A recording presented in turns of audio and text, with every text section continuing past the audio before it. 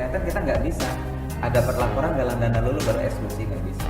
Eksekusi dulu baru galang dana. Urusan biaya urusan belakang. Halo Tribuners, jumpa lagi bersama dengan saya Kusnola Syaifah. Hari ini kita berada di wawancara khusus bersama dengan narasumber saya pada hari ini.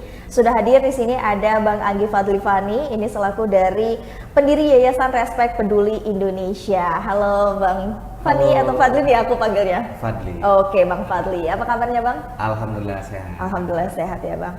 Nah Tribuners, untuk hari ini kita akan berbincang dengan Bang Fadli, yaitu selaku dari pendiri Yayasan Respect Peduli Indonesia. Nah mungkin Tribuners di rumah ada yang sudah kenal dengan yayasan yang satu ini, atau yang belum kenal, kita akan memperkenalkan nih dengan adanya Bang Fadli di sini.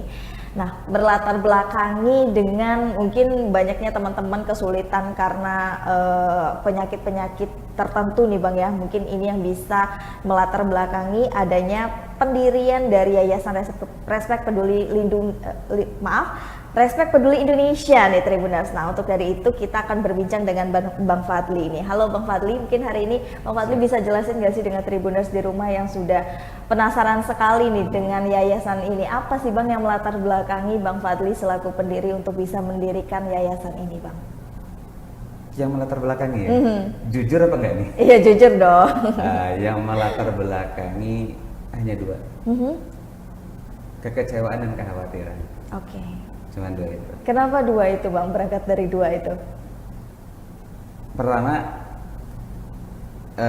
mengambil dari kisah pribadi dulu. Almarhumah nenek menderita kanker. Oke.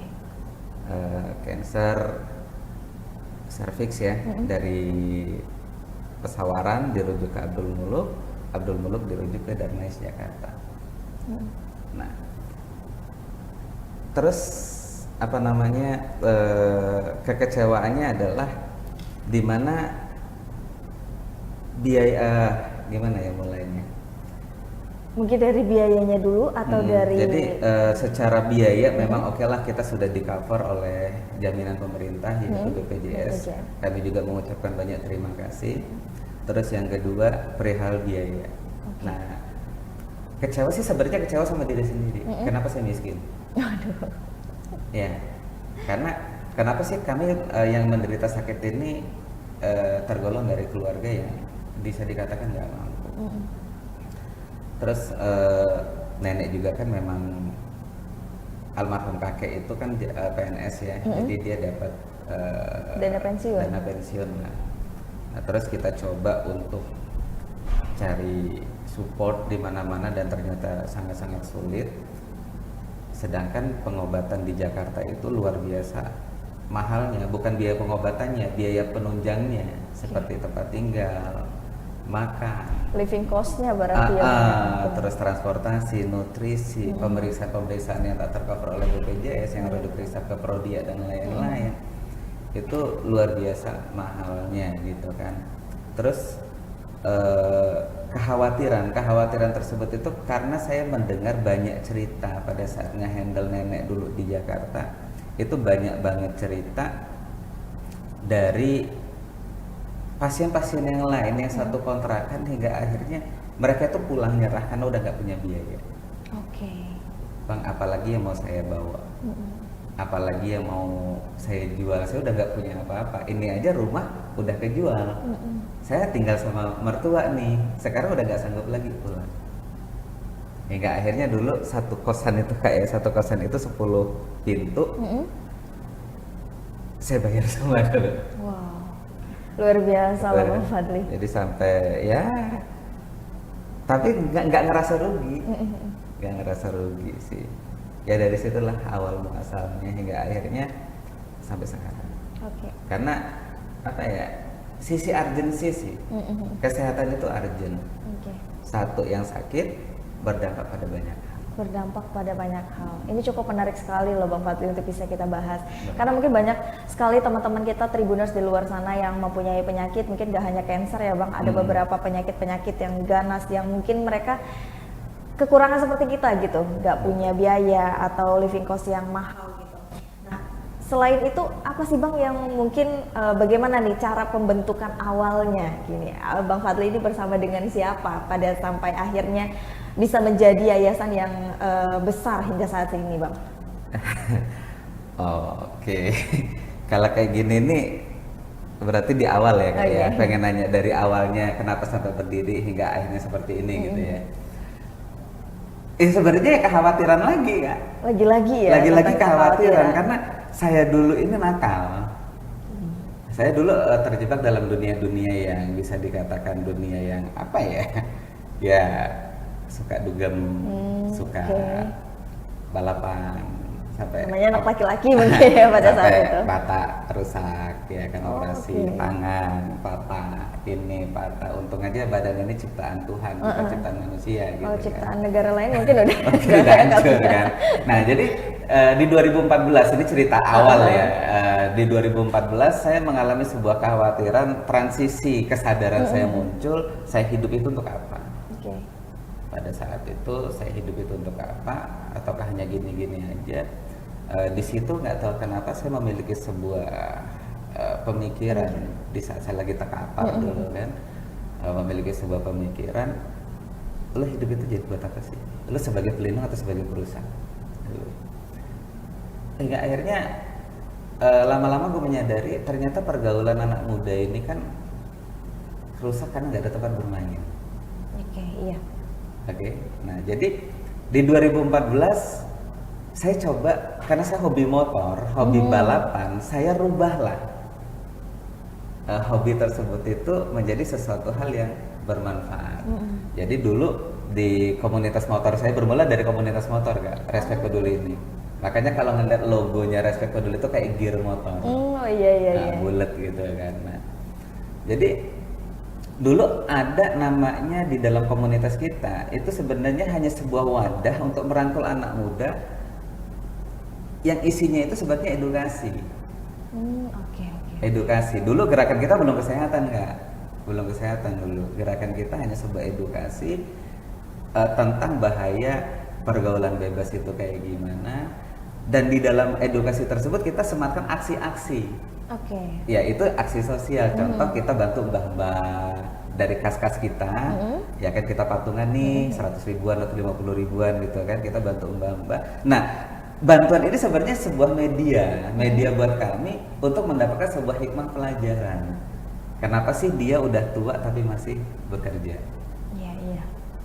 Ya kan, nah, dia udah tua masih bekerja ini kenapa? Coba kita riset latar belakangnya, masa mudanya seperti apa?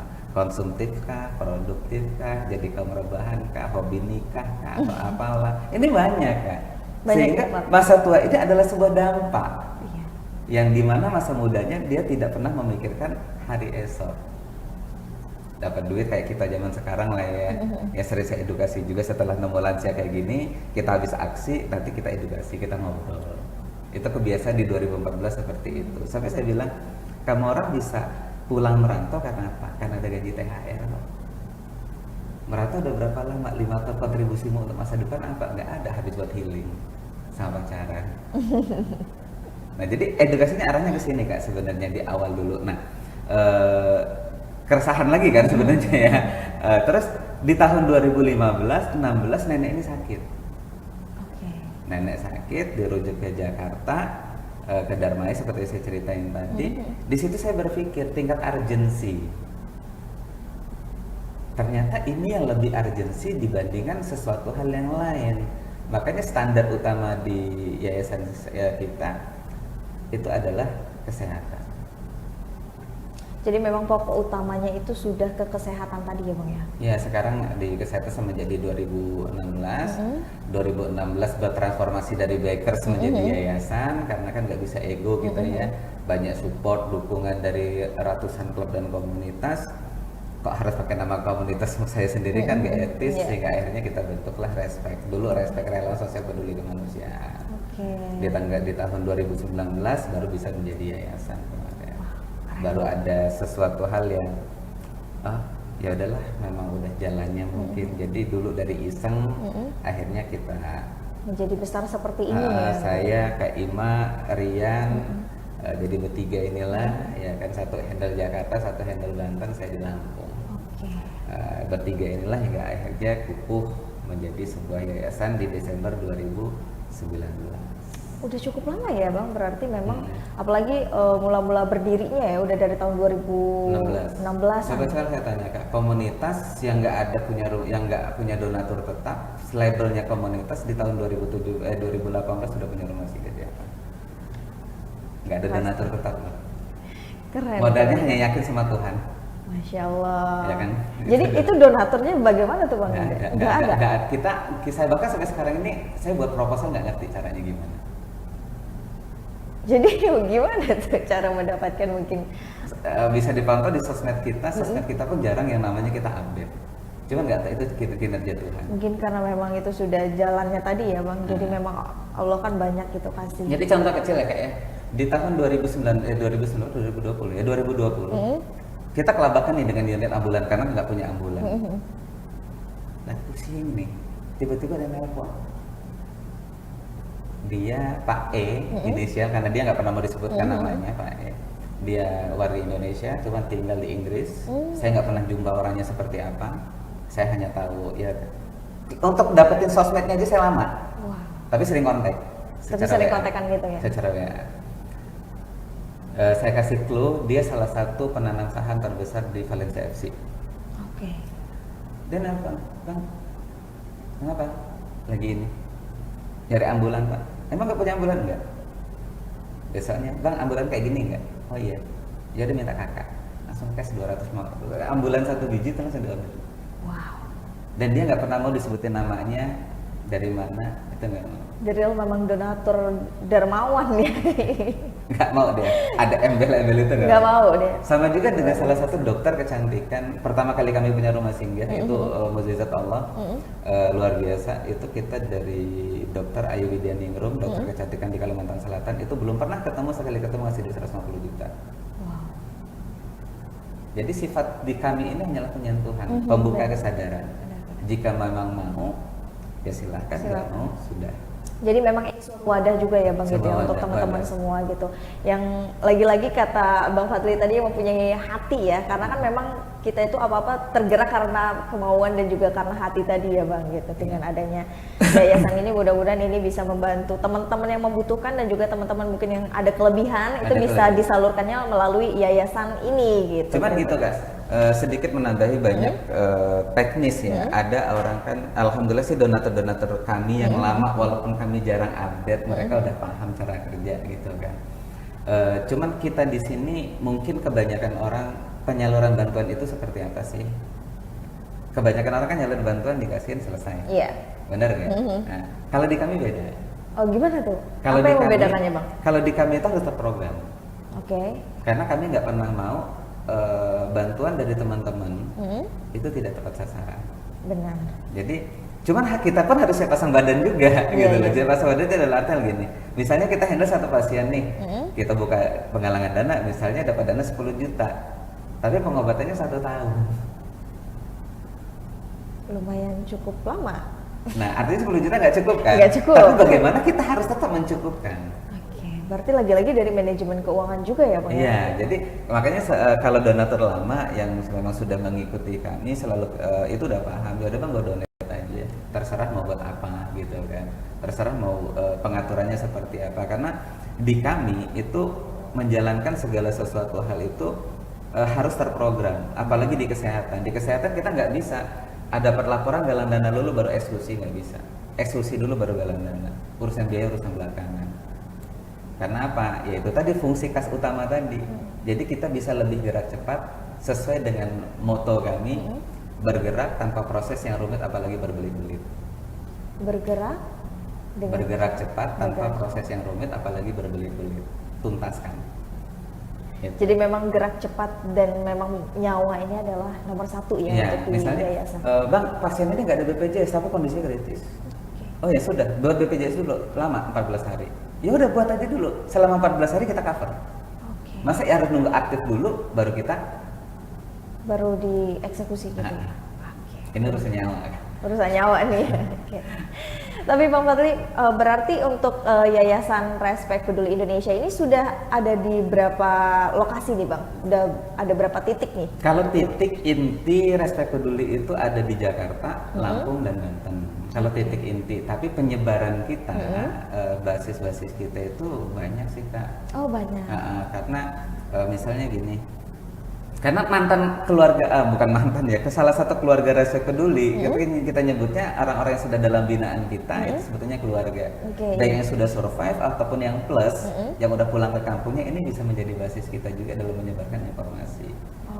Jadi misalnya, kan rumah sakit rujukan, kita bicara kesehatan ya, rumah sakit rujukan kalau di Lampung kan pusat Bandar Lampung, kalau Banten ya di Banten, ya kan di Serangnya. Terus Jakarta ini seluruh Indonesia. Rumah sakit daerah nggak sanggup dirujuk ke provinsi, provinsi nggak sanggup dirujuk ke nasional, yaitu Jakarta. Pilihannya RSPAD Gatot Subroto atau RSCM, Darmais, PJN, nah itulah pilihannya.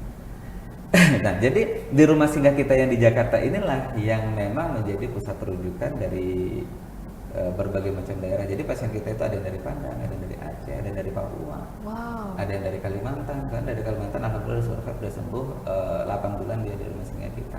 Dari Aceh 2 tahun lebih. Dari Lombok rujuk Sanglah nggak sanggup rujuk Jakarta.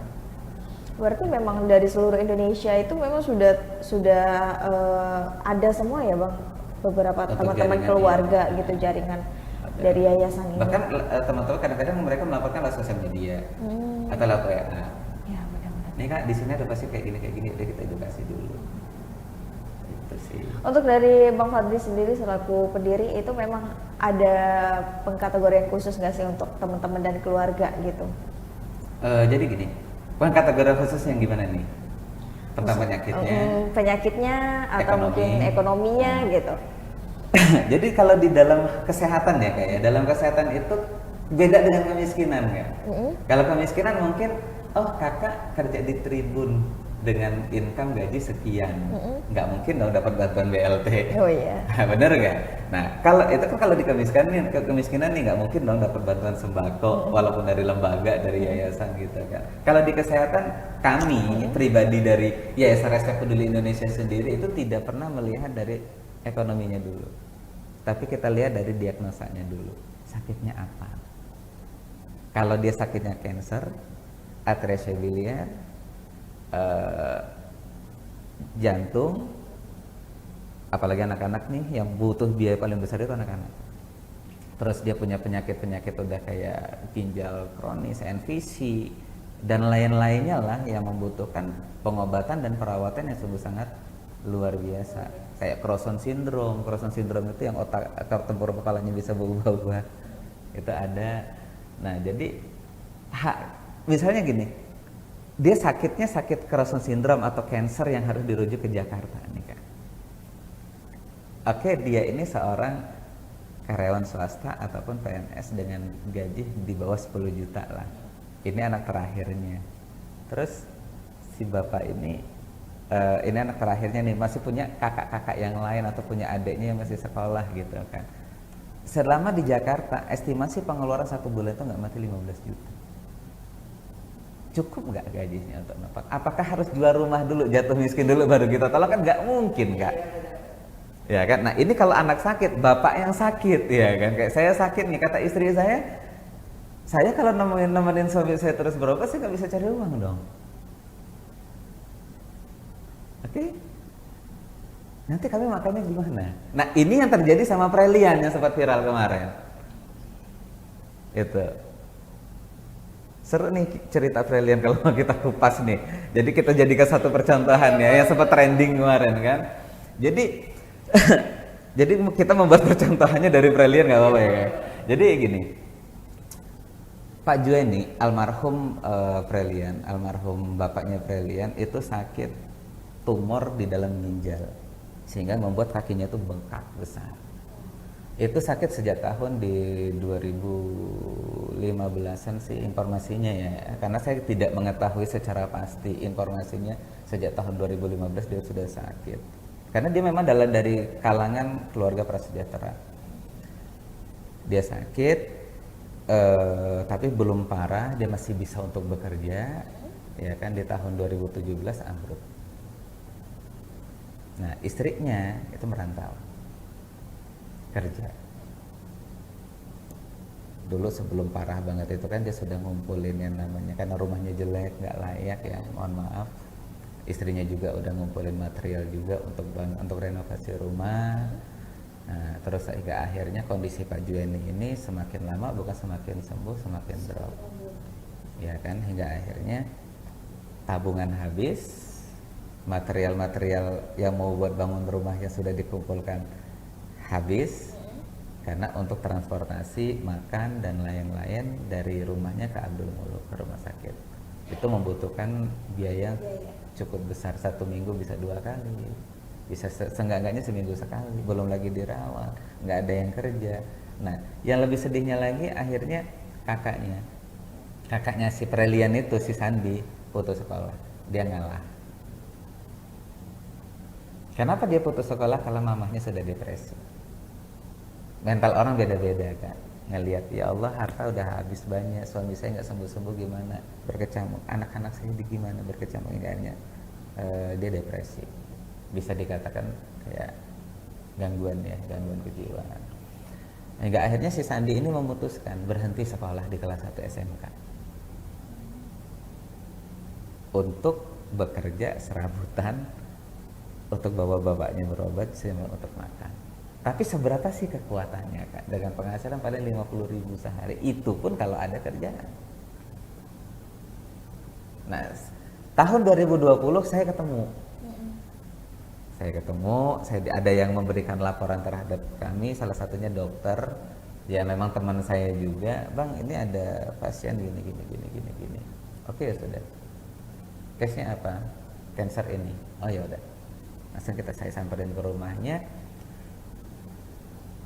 Akhirnya kita bawalah ke rumah singgah kita. Karena dulu kan fokus saya jadi kesehatan, Kak. Saya nggak tahu latar belakangnya ini. Saya nggak mau tahu menau di situ. Yang saya tahu, lo sakit apa, gue bawa berobat. Intinya, lo jangan sampai dijual-jualan, taunya gitu. Nah, terus jarak rumah kan dari Bandar Lampung ke tempat dia itu kan 2 jaman.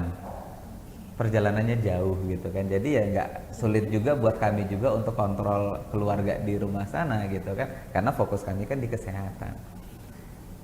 Kurang lebih sekitar 8 atau 9 bulan ya, hampir 10 bulanan Pak Jueni ini tinggal bersama kami, ditemani oleh kakaknya Sandi, oleh anaknya yang tertua Sandi ini tadi. Nah, si Prelian kan di kampung sama ibunya sama pamannya. 1 bulan sebelum meninggalnya itu di bulan puasa 2021, habis lebaran, kalau nggak salah habis lebaran 2021 meninggal. Perkiraan itu sekitar di bulan puasa itu ibunya itu karena sakit ya, serba bingung kan, ini mau ngehandle yang ini gimana. Akhirnya dijemputlah sama neneknya atau mertuanya Pak Jueni atau ibunya si Mbak Narsi ini pulang ke Bogor, dijemput pulang ke Bogor. Tujuannya apa? Sebenarnya niatnya baik, karena biar gak kelabakan semua. Nah, si Prelian ini dirawatlah oleh pamannya, dan memang keluarga nggak mampu, semuanya itu memang keluarga nggak mampu. Yang viral ini Prelian ini sambil jualan juga ya? Nanti kelanjutnya ke situ kan, nanti kan. Jadi dari sini ninggal, kita anterin pulang. Sempat si Sandi ini kita berikan modal usaha, karena kita bingung anak sekecil ini mau usaha apa. Kita belikanlah motor dulu, kayaknya dia ngojol, ya kan. Nah, anak ini nggak pernah mau cerita tentang kayak gimana, sehingga akhirnya kami dapat laporan berupa video, ya kan. Oh ini gini, saya telepon Sandi, Dek, ini adekmu bukan? Iya. Kenapa sampai jualan? Ada apa? Datang ke kantor, datang lah ngobrol, ceritalah dia. Saya juga baru tahu Bang, gini itu maunya Ande, pengen apa? Dia pengen ketemu ibu. Cek langsung. Aku juga langsung. Pengen ketemu ibu. Oke. Ya udah Dek. Terkait selanjutnya apa lagi permasalahannya? Dia ceritalah. Oh, ternyata rumah itu sertifikatnya tergadaikan. Dulu pada saat sebelum bertemu kami untuk pengobatan bapaknya sempat tergadaikan 15 juta. Ya udah Dek, kita kasih 15 juta, kita selesaikan, terus di tanggal 26 langsung diselesaikan sama yayasan. udah kita lunasin 15 juta. Terus tanggal 26 Februari saya datang ke rumahnya,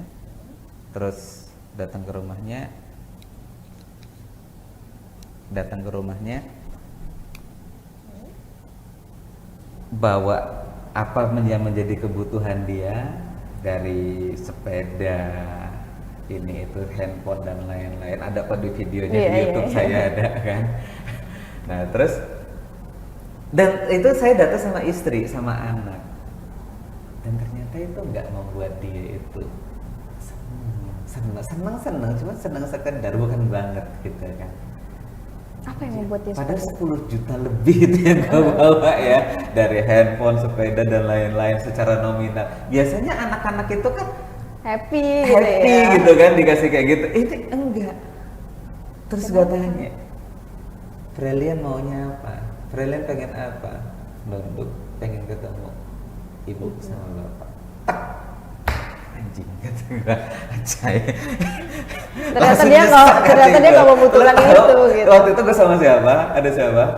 Satreskrim Pesawaran, kan gue bareng sama dia. Dia langsung netes dia Satreskrim.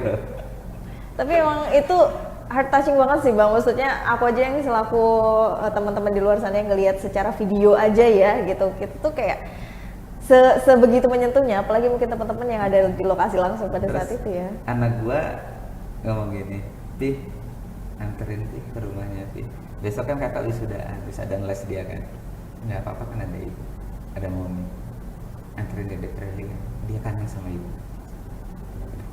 Jadi kita berangkatlah ke Bogor. Dan di Bogor itu Kak, ya Allah, itu yang betul-betul hati itu hancur kan. Jadi dua bocah ini nih, si Sandi sama Freli nggak tahu kondisi ibu yang sebenarnya. Tapi memang nggak ada komunikasi dari keluarga sana. Mungkin karena nggak ada handphone juga. Ada handphone. Cuman dia kondisinya baik. Mungkin positive thinkingnya nggak mau mengkhawatirkan yang di sini. Karena di sini masih bocil. Iya, kan? Iya, positive thinkingnya di situ. Begitu kita sampai di sana, ada di video itu ya, itu ibunya itu dalam kondisi sangat-sangat kurus. Tangan ini kayak gini nggak bisa dilurusin, kaki ini nggak bisa, hanya nekuk, nggak bisa dilurusin juga, lumpuh juga. Tapi setelah dibawa ke sana itu masih dalam dulu masih bisa lari, masih bisa kan. Kondisi sehat ya? Masih sehat, hanya kesadaran ya. Cuma sekarang ini kesadaran udah mulai pulih. Nah jadi begitu kita mengetahui kondisi ibunya, kan saya nggak tahu nih bahwa ibunya dulu depresi, saya itu nggak tahu baru-baru ini gitu kan. Akhirnya kemarin tanggal 26 kita kasih anggaran dari orang-orang baik, terima kasih banyak ya kan. Itu kita bangunin rumah, ya kan, rumah yang selama ini dimimpikan, mudah-mudahan rumah tersebut itu bisa menjadi obat untuk ibunya, ya kan. Nah, terus kita jemput ke sana, kita kasih tahu ibunya. Begitu kita melihat kondisi seperti itu, saya bilang sama Sandi mau nggak ngurus ibu? Kalau nggak mau, abang yang ngurus. Mau bawa pulang ke Lampung, kita obatin. Nanti tinggal di rumah singgah kita yang ngurus sampai sembuh. Oke, luar biasa ya. Dari contoh dampak orang sakit nih. Dampak orang sakit itu bisa membuat yang sekitarnya juga sakit gitu ya. Kadang-kadang saya geli gitu loh Kak, kan udah ada BPJS, kenapa kok nggak berobat? Benar, BPJS gratis, pengobatan gratis, cuman mau ke rumah sakitnya bayar angkot nggak bisa pakai BPJS. Apalagi yang kena kanker mata, angkot nggak nerima. Kecuali kita naik Grab, naik Gokar yang pribadi sifatnya baru mau nerima, tapi kalau yang sifatnya transportasi umum jarang Kak yang terima, nolak ya. Betul, karena ngeri kan ngeliat matanya. Apalagi yang dia harus digotong-gotong kayak almarhum Pak Juwaini itu nggak bisa naik mobil pribadi, dia harus pakai ambulan. Gitu kan. Ambulan BPJS nggak bisa setiap saat dipakai, kan nggak bisa. Bisa dipakainya kan antara IGD ke IGD. Iya benar-benar. Itu. Jadi memang kalau dampak dari orang sakit itu juga menurut Bang Ferdi itu bisa membuat orang sekitar juga sakit ya Bang? Sakit kan, bapak sakit, contoh kita bayangin suamimu sakit kan? Atau dirimu sakit, harus dirujuk ke pusat kota, rumahmu itu misalnya di Krui sana misalnya. Kalau kamu sakit atau suamimu sakit didampingi oleh pasangannya, siapa yang cari nafkah? pasangan kita mungkin yang mendampingi gitu. Ya kan mendampingin, siapa yang cari nafkah? Nggak ada. Nggak ada. Anak-anak di rumah gimana? Mau nggak mau dong, solusi pertama jual harta. Itu yang terjadi kan. Oke. Kalau menurut abang sendiri apa sih yang mungkin banyaknya teman-teman di luar sana yang bisa terkena penyakit ini? Apa mungkin karena edukasi dari mereka juga tentang kesehatan kurang sih bang? Atau dampak dari mereka kemiskinan itu sendiri tuh? Gimana? Dampak dari teman-teman di luar sana yang sakit gitu. Dampak dari orang yang sakit. Maksudnya gimana sih dampak? Dampak dari teman-teman di luar sana yang sakit, maksudnya karena apa menurut Bang Fadli itu? Karena faktornya apa? Apakah karena ekonomi ini yang menjadi latar belakang? Ya. Bukan karena mereka sulit teredukasi karena harus makanan yang baik ini segala macam. Itu kan berbicara gimana mereka bisa makan yang baik kalau duitnya nggak punya. Berarti memang dari faktor ekonomi ya Bang yang memang salah satunya ekonomi. Kenapa parah dulu baru berobat orang nggak punya duit? Kan ada BPJS. Emang bisa BPJS Bu bayar kos BPJS? Iya benar. Ke warung makan Bu pakai BPJS kan nggak bisa kan? Nah ini yang kadang-kadang menjadi yang tidak terperhatikan nih. Rata-rata orang kan memperhatikan hanya rumitnya BPJS. Iya benar. Oh pakai BPJS diperlambat. Oh ini alasan-alasan mereka. Sebenarnya BPJS sudah sangat membantu menurut saya. Karena pasien umum dengan pasien BPJS menurut saya itu sama. Karena saya pernah handle pasien umum, saya pernah handle pasien BPJS. Ruangannya sama kalau sesama kelas 3, makanannya ya sama, obatnya ya sama gitu kan. Tergantung kelas gitu kan. Cuman ya itu tadi, kalau orang kaya enak ya kan, mungkin dia bisa sewa rumah lah setahun, namanya duitnya nggak berseri kan. Bener nggak? Cuman kalau yang orang miskin nih, orang yang nggak mampu nih, yang buat beli beras besok aja sulit, ya gimana mereka akan rutin? Gitu kan. Ya, benar. Anak bisa putus sekolah kan? Kalau dari relawan yayasan sendiri apa sih Bang yang dirasain? Yang dirasain sedih, seneng, ya campur aduk sih. Campur aduk ya. Mengharu biru. Kalau Bang Ferdian sendiri gimana? Senang aja. Bisa Senang bantu banyak orang. Iya, salah satunya di situ. Cuma kebahagiaan yang paling sejati sih bukan ngebantu banyak orang ya. Kalau ngebantu banyak orang, kalau nggak ikhlas buat apa gitu kan. Cuman yang paling bahagia itu merasakan hidup gue ini ya seiring berjalannya waktu semakin berguna, ngerasanya di situ aja. Ngerasa berguna, tingkat ego semakin berkurang, rasa syukur lebih bertambah, ya bisa memberikan contoh-contoh yang baik juga buat anak-anak sama buat yang lainnya. Sedihnya banyak, sebenarnya ya gue juga usaha gini karena kita bergelut di bidang kemanusiaan, sentimen orang itu tinggi. Oh jangan-jangan donasinya nanti dipakai ini itu gitu ya kan. Terus lagi beban moral yang lainnya. Benar.